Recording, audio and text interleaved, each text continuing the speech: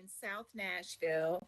I think most of you probably received the notice or know a little bit about what we're talking about, but we're going to go over some background information. I do have to say that I hope my neighbor's dogs are barking, and I hope that's not too loud background noise. My pack of fur babies are behaving themselves and wondering why the neighbors aren't. So, Corey, can you advance slides, please? So we've also got Chad Grout, the applicant, on this call. Next slide, Corey. So I think everyone is joined through WebEx. We always like to say to join through the computer, because if you just call in, you can't see the slides and you won't be able to comment with Q&A. Next slide. We'll go over this again, and you all may be familiar. I think we've got, We've got 5 folks on right now. But to comment, ask questions, you can use the Q&A feature. Sometimes it's at the bottom of your screen, depending on your setup. It's at the bottom right corner on mine right now. You can use Q&A, type in a comment, send it to all panelists, or when we get to that section, you can raise your virtual hand, which is above that, kind of towards the bottom, and we'll call on you. And that, can work especially well since we don't have a lot of people on this call this evening. Next slide. So we're going to talk a little bit about the purpose of this meeting, provide some background information, talk a little bit about policy and zoning, the requested policy, and then Chad's going to talk a little bit about what he'd like to do, or what the applicant team would like to do, and then we'll have plenty of time for questions and discussion. Next slide, Corey. So why are we meeting? Someone asked to change the land use policy for properties along Foster Avenue and Polk Avenue. And so we're going to describe the changes, explain a little bit about the process. The main point of the meeting tonight is to gather your feedback. It's early in the review process. And so we always like to schedule the community meetings early so that we can hear from folks, from stakeholders, and see what they think about it. In this case, we made the study area a little bit larger than the applicant's property. You'll see that kind of shaded with the hatch pattern there, just because the other properties have some of the same characteristics, similar location, and we'd heard from different folks that they might be interested in changing the land use policy as well. Next slide. So here's an aerial view of the amendment area. You see just the study area properties are outlined in red, and then the applicant's properties outlined in purple. Like I said, hopefully most of you are familiar with the area, with the study area. We're nearby Trevecca, south of Murfreesboro Pike, and north of the rail line coming through there, north of Woody Crest, along Foster and Polk. Next slide. So a little bit of background. We've been doing community planning in Nashville since the late 1980s, early 1990s.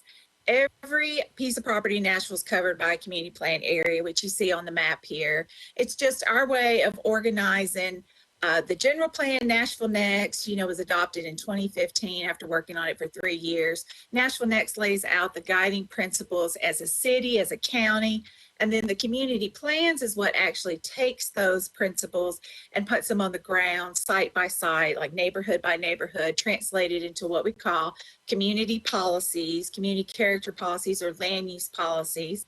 And that's what we look to when someone comes in and they ask what can they do with their property, and then we look to it. If their zoning does not allow them to do what they want to do, which zoning is what you're legally entitled to do with your property, then we look to the community plans and the land use policy to guide those future entitlements, guide the character of the built to natural environments. And this project is in the South Nashville Community Plan, where the star is. Next slide.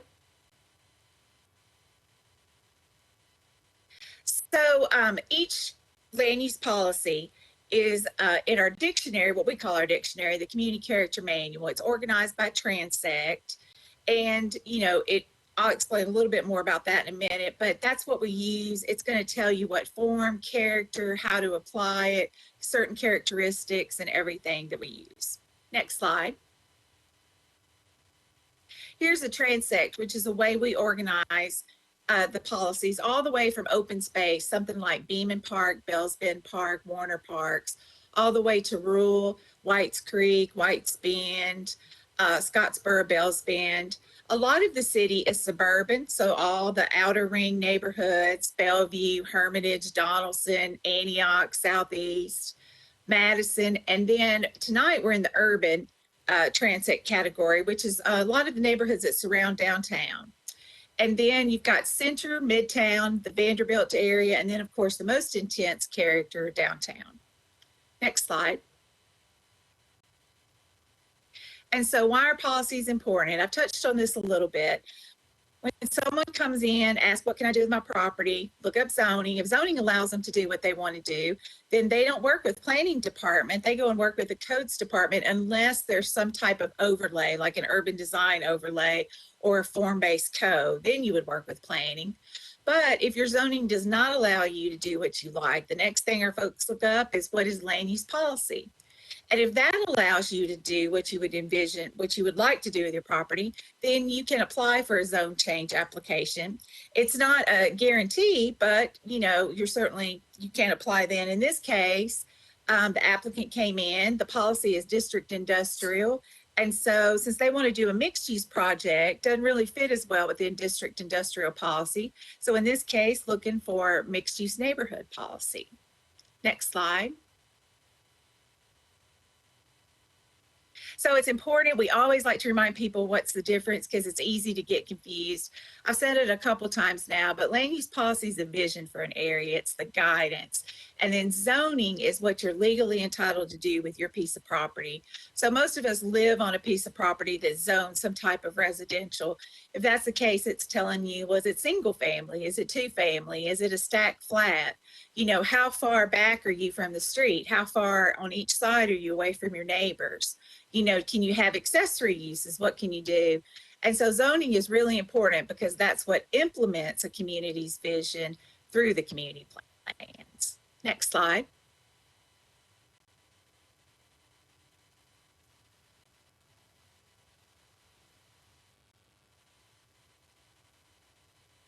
So today, district industrial, so it's part of a larger industrial area that goes over to Nolensville Pike. And we're kind of between some residential neighborhoods. Some residential neighborhoods surround this area on three sides. But district industrial policy usually is containing industrial activities. Often they're like in a campus setting, so they're somewhat isolated. And you may really want to have them buffered from adjacent neighbors instead of interacting with adjacent neighbors. Next slide. And what the applicant would like to see here is more along the lines of urban mixed use neighborhood, which is a mix, just what it says, a mix of uses. You usually have moderate or high density residential mixed with commercial office, and even some artisan light industrial uses are absolutely fine in this policy category. We often see a mix of those kinds of things in urban neighborhoods. Next slide. Okay, Chad. Do you have some slides to present, or do you just want to discuss what you'd like to do? Well, I had one concept plan that was a density study that I had sent to Corey, and I was planning on Corey offering that slide. I've got it. I'm not sure how to upload it. I can probably. Yeah, Corey, are you able to share? Are you able to take off this and share what Chad sent you?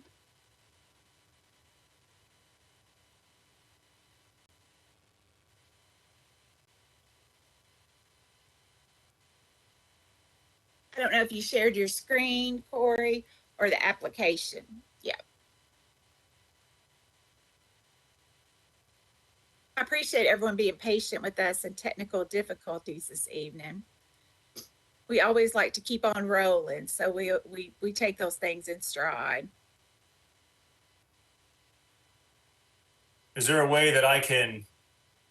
I think Corey's bringing it up. Yeah, I think so. I think Corey's probably bringing it up. Okay. Well, I'll go ahead and start with the background.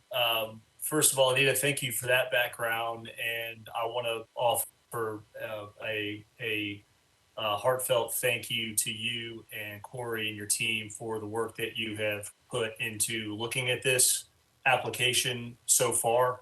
I think that it's a really interesting case study, just given my history in working in Nashville's urban core with land development, to see a district industrial area as large as this contemplate, accommodating the growth that is, that we're seeing all over the city, and what is the best way for us to do that. Just kind of a high level background. So on this particular site, so we have recently acquired this 13-acre industrial property at 1116 Polk Avenue, for which we are submitting this application for the policy change and the rezoning. We do not have a specific development plan for the property yet. The policy landscape, which is what we're contemplating here today, is too fresh and uncertain for us to really want to invest in any kind of concrete development plan without understanding a little bit more about how the community feels about what we're contemplating. And so it's certainly appropriate under Anita and her team's leadership to have this forum to explore with all of the folks who have sacrificed their time to attend, to kind of feel out what redevelopment in this area is gonna look like. Our vision for the property, and we did invest in a concept plan just to understand the types of density that this property can absorb, and hopefully we can bring that up. But yeah, Chad, sorry to interrupt. Go ahead and Sharday, can you make Chad have a presenter? Thanks. Go ahead and try to bring that up either by sharing your screen, or you can share the application. You see it at the top left. It says share, like file, edit, and then share. Chad. Share file. Yeah, Corey said his computer screen's frozen now. Oh, sorry, Corey. Sorry, we're breaking your computer. Okay.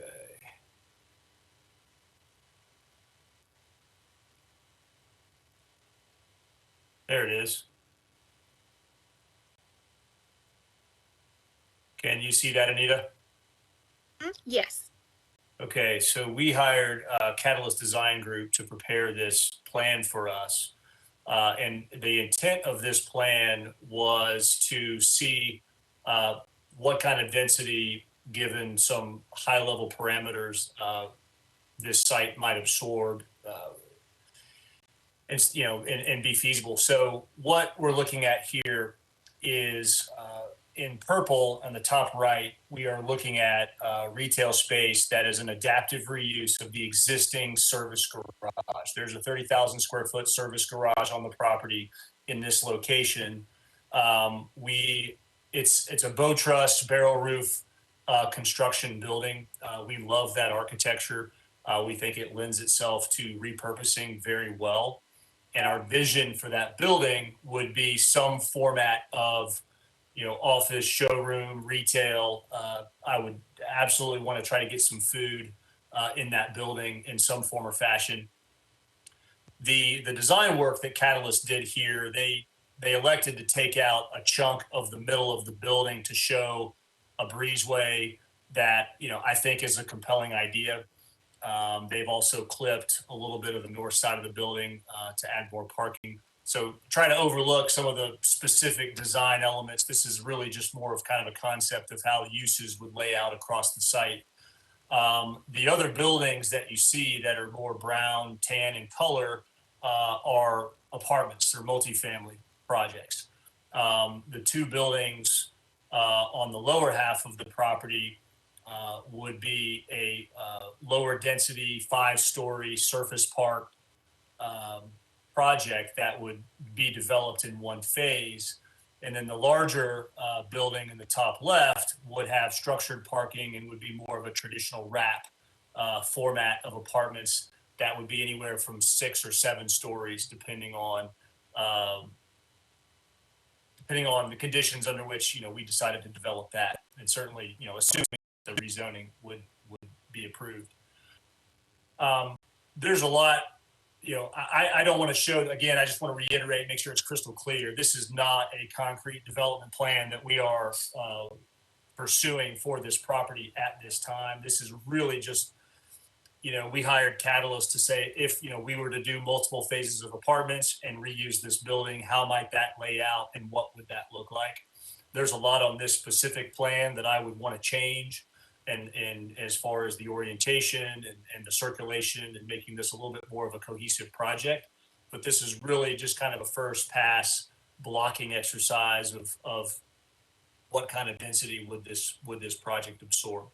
But it is sufficient to say that this concept plan is the idea behind our rezoning application and for the policy discussion we are having. So this is the nature of the redevelopment that we envision for this site. And it is reflective of the level of density that we envision, specifically being 5 to 7 stories of apartments, and then adaptive reuse of the 30,000 square foot service garage into commercial space.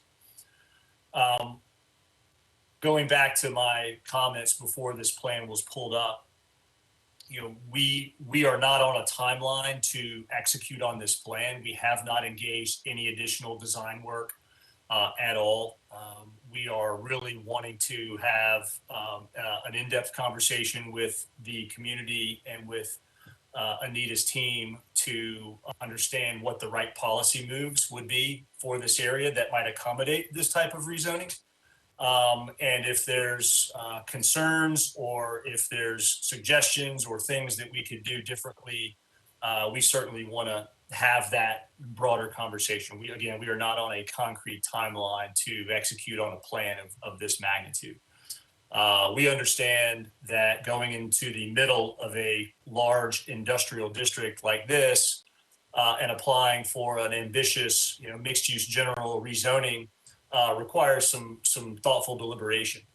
That said, this property, and the reason that we bought this property, that we invested in this property is it is in Nashville's urban core. We all see the growth that's happening everywhere around downtown Nashville. And so we believe it's inevitable that growth will come to this neighborhood at some form or fashion.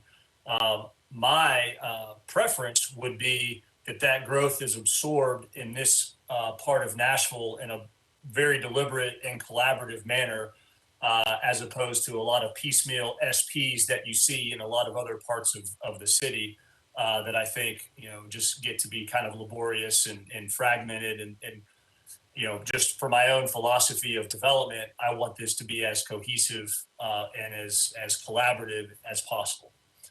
So this is kind of our first gesture of what we envision as kind of a keystone property in this area might look like. And we really are interested in hearing from community members and stakeholders about what they might think of this type of development. I have endeavored to reach out by phone and email to the majority of property owners in this area. And I've reached a lot of them. I won't say I've reached all of them by any stretch, but I feel like I've reached a critical mass, and I've gotten a critical mass of feedback about this exact idea. And it has been universally positive and been universally supportive. But as you can imagine, a lot of those people are other industrial property owners and commercial property owners. And so I don't have feedback from any residents that live close to this site. And so I'm interested in getting a little bit more feedback if it's out there. That's the extent of the comments that I had, Anita. Feel free to, probe me in a certain direction if you'd like. Sure. I did want to remind folks, this is what, 13 acres, about a 13-acre site? Correct. Right? Correct.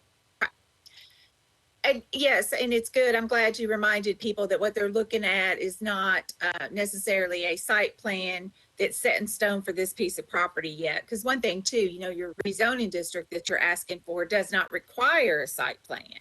So I know you'd have to set one out too, to figure out things, but it doesn't require, we always like to clarify that it's not locked in stone, what you're showing That's right. with this. But yeah, but it's hitting some of the principles of what urban mixed use neighborhood is. Like I was saying, it's usually moderate to higher density with mixture of other uses, some retail, office, commercial, some things, and some light industrial. And we're seeing a lot of interest nowadays too in preserving some of those iconic industrial buildings as well. And reusing them for other things, which is always good, I think, to reuse buildings when we can. Okay, so let's open it up for comments or questions. Anybody from the attendee list? Any of you have any comments or questions? Do you remember how you can raise your virtual hand or type something in the comment? Chad, did you have some more of your team members joining us through the attendees as well tonight, or just you? No, I don't think so. I think it's just me. Okay.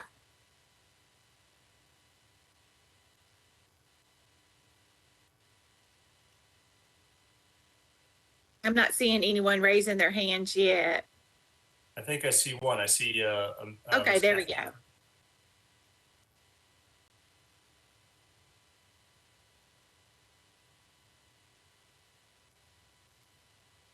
Okay, can you hear me?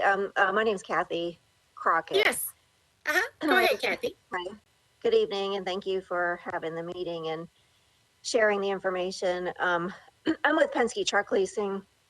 We actually have one of our main locations on Hermitage Avenue, and more of an industrial use. And then more recently, we had acquired the Rapid Ways location that's on Enos, if I'm saying that right, Reed Sure. Road.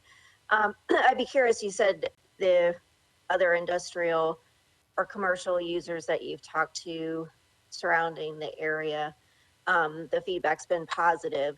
In particular for the industrial users, is there a plan to relocate their industrial facilities then? Because I assume their industrial use doesn't fit with the plan.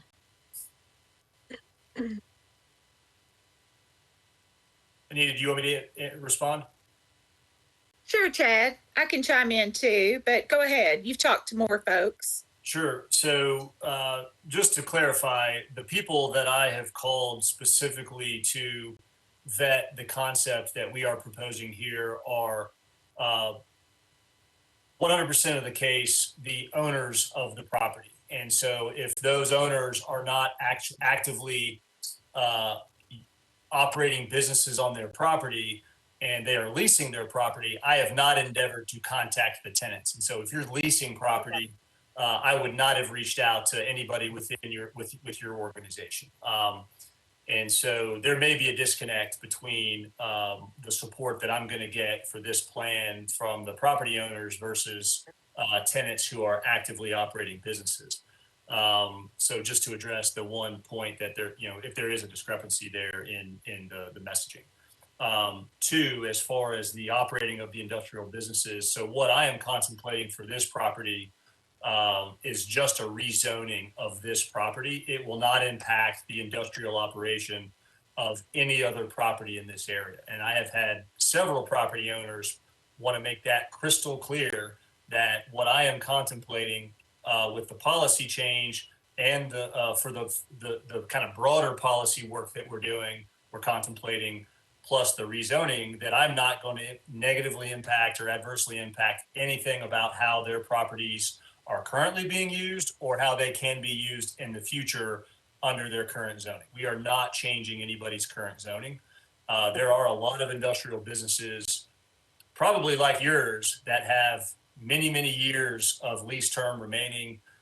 You like the location, it works for your business, and you can envision yourselves operating there for many, many, many years.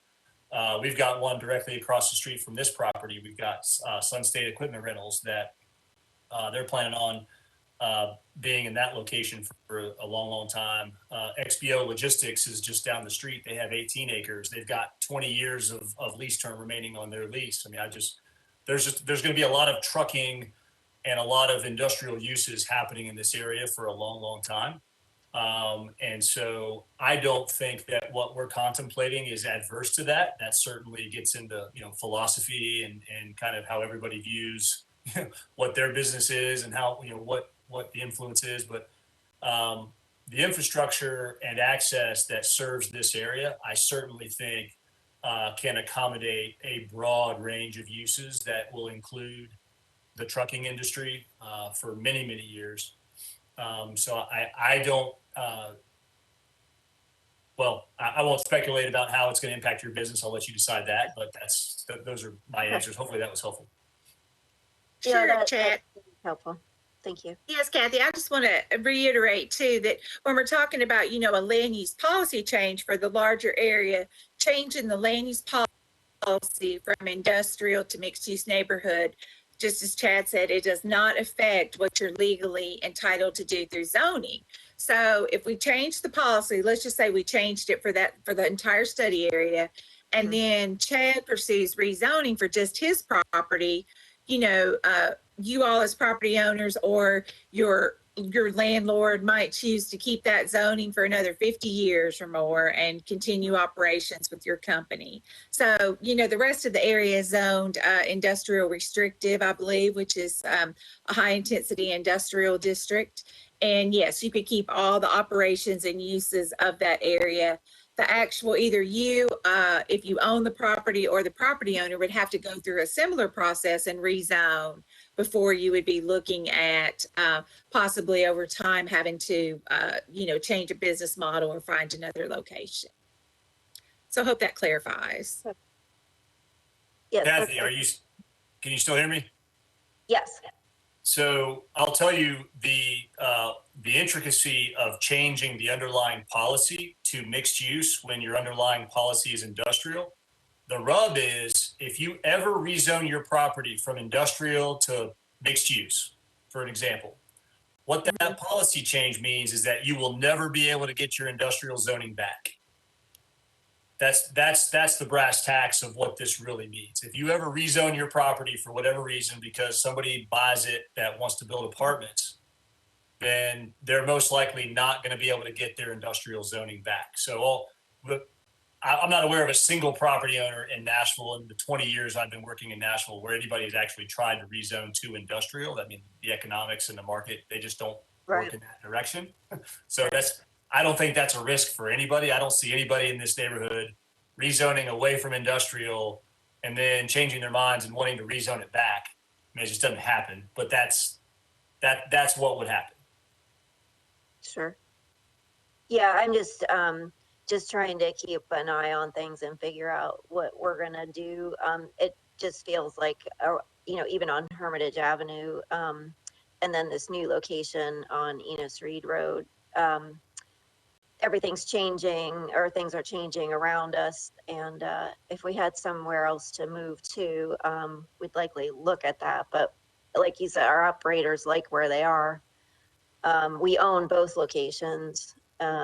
So I don't know, we'll just have to keep an eye on things and see how they go. But that's helpful information.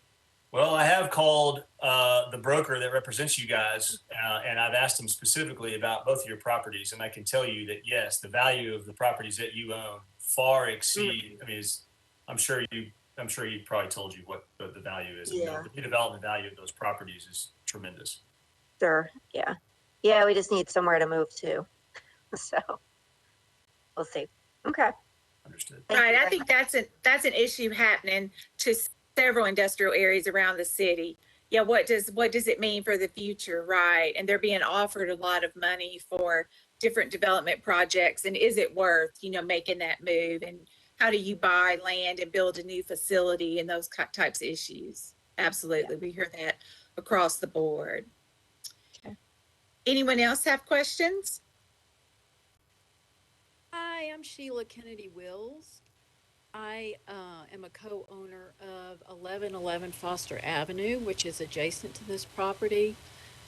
Just from a practical standpoint, we have a steel manufacturing tenant who runs a operation 24 hours a day. We have trucks coming in, we have light, and we have noise. I just want to make sure that when the zoning goes through for, excuse me, for Chad, that, or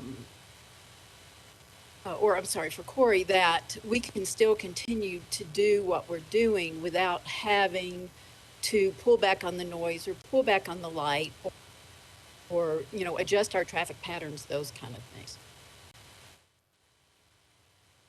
So Chad, as a developer, how do you ensure that when you're building a project next door to an industrial use, how do you mitigate like noise and light and those kinds of things as a developer?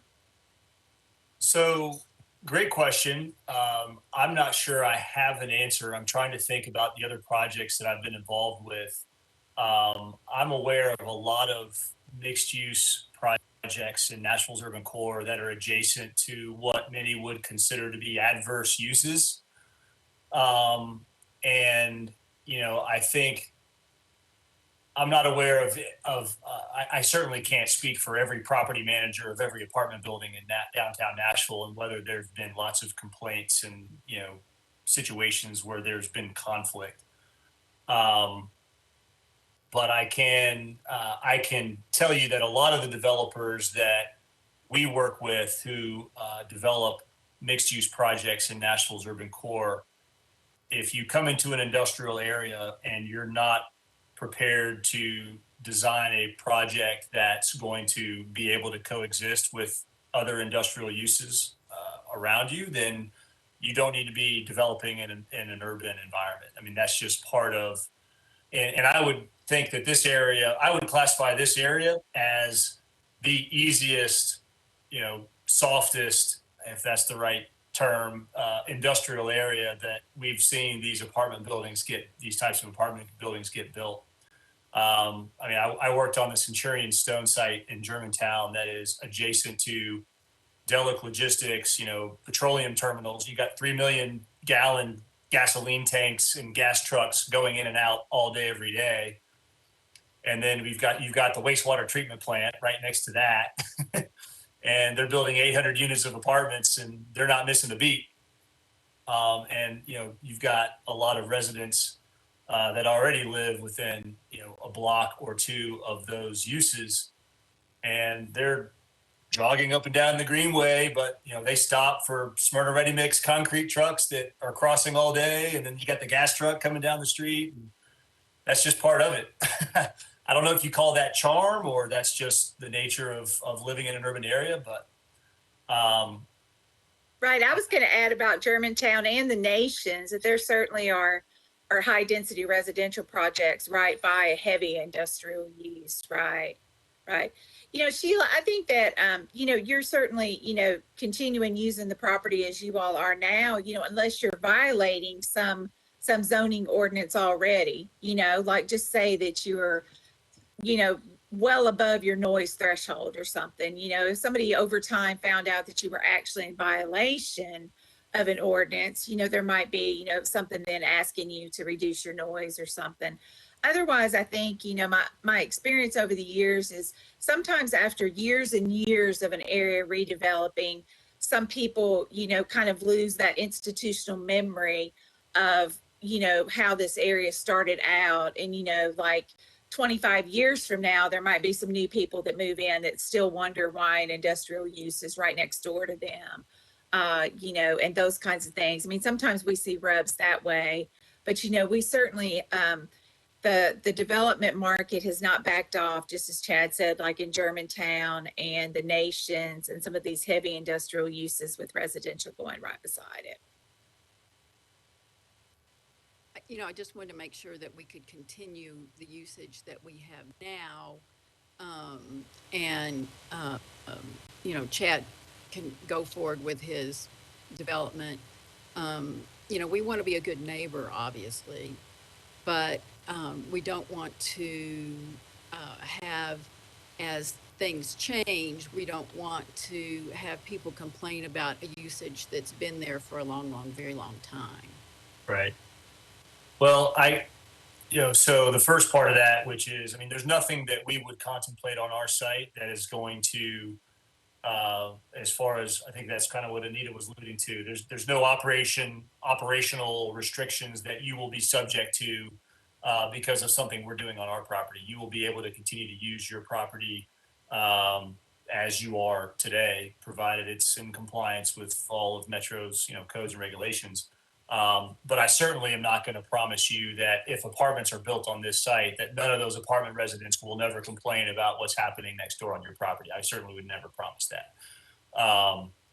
I think that, again, I'm not aware of any projects that I've been involved in where there's been just really acute problems, because again, the people that move into an urban core and rent these apartments, I mean, they know what they're getting into, and I think the property managers are very very qualified and very skilled at managing their residential populations and making sure that the quality of life within the project is as good as it's going to get. And so I'm not aware that that's going to be a problem. I mean, I'm familiar with your operation. I know what Loftus Steel is doing next door, and I certainly can't think that that's going to hold up a developer from wanting to build a successful project that they're going to be able to lease up. That's good. Do we have other questions? Sade, I'm not able to see people's virtual hands go up. I can see when you unmute somebody. Hi, Michelle. Hi, how are you?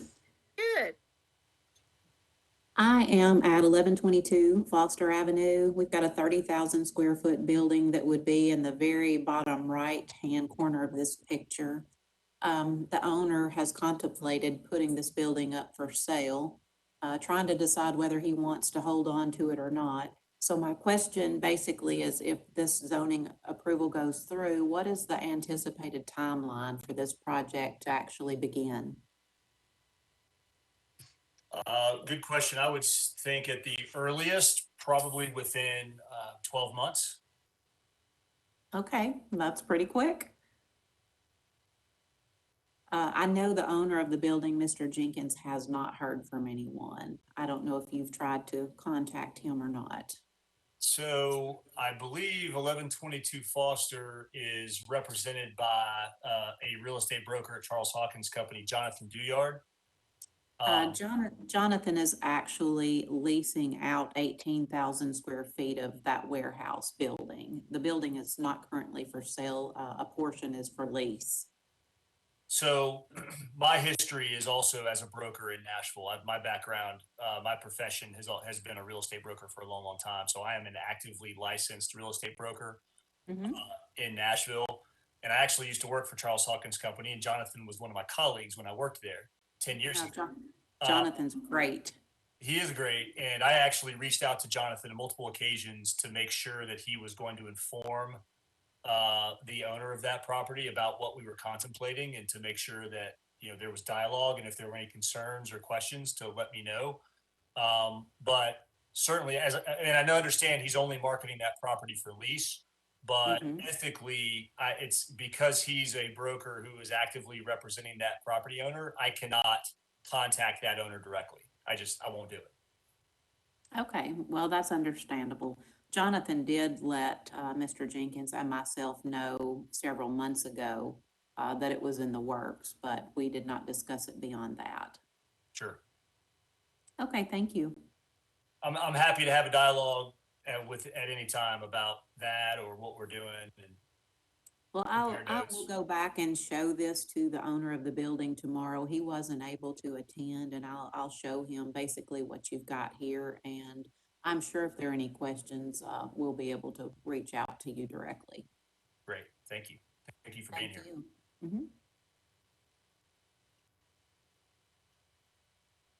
Okay, so are we seeing any more questions or comments? Jonathan, did you have a question?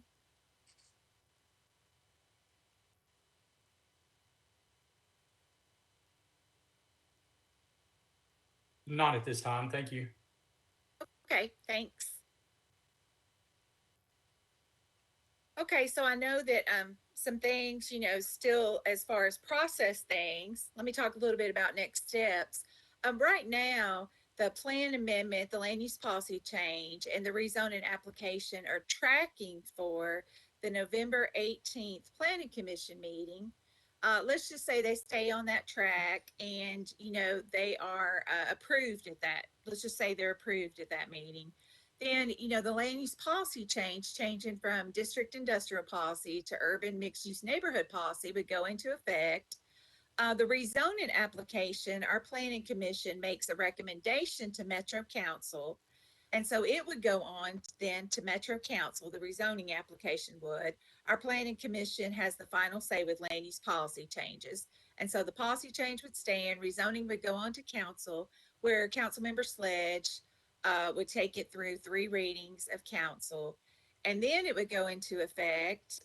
And then, you would continue, I imagine Chad, the development team, would continue work and marketing the property and everything like that too, and moving forward with things. So if you think of questions or concerns, or you share this meeting is being recorded, and it will be uploaded to YouTube, usually sometime around lunchtime tomorrow. So you can share with people who were unable to attend, and they can see the site plan that Chad was showing. Just be sure and remind them, that that's not set in stone. And I did want to point out that with WebEx too, oftentimes you're able yourself as a viewer to zoom in and move things around when somebody's sharing like a larger map like this. So too, I don't know how exactly that works with the recording, but certainly during the live meeting, I was able to zoom in and look at some things in more detail. And so if you think of additional questions or comments, certainly you can reach out to Chad or to myself or to Corey, who's my colleague who's having technical difficulties this evening. Corey is actually the planning department staff reviewer for this zone change, or I'm sorry, for the plan amendment. And then we have another staff reviewer who's reviewing the zone change. So if you have questions or thoughts for Corey, email him at Corey, CORY.Clark, CLARK, at Nashville.gov, G-O-V. My name and contact information is on our website too. Also, be sure, and we always like to tell people that applications are often deferred to a later planning commission date.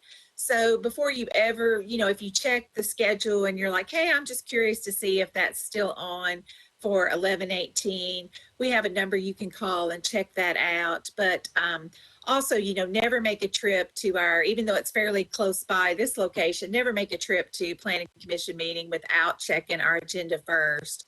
Because of that, we never want someone to make an unnecessary trip. And so always check, our website, Nashville.gov, planning. You can select any department, planning. And so if there are no more questions or comments, one more time, just make sure. I'm not seeing anything in the comment section. Sade, there wasn't anything, was there? No, ma'am. Okay. Thank you. So thanks, everyone. Thanks for spending time with us this evening. I appreciate everybody being here and asking questions. Thank you for the discussion. And yeah, please thanks, reach out to everyone. me anytime. Have a good night. Take care. Bye. Bye-bye. Thank you, Sade.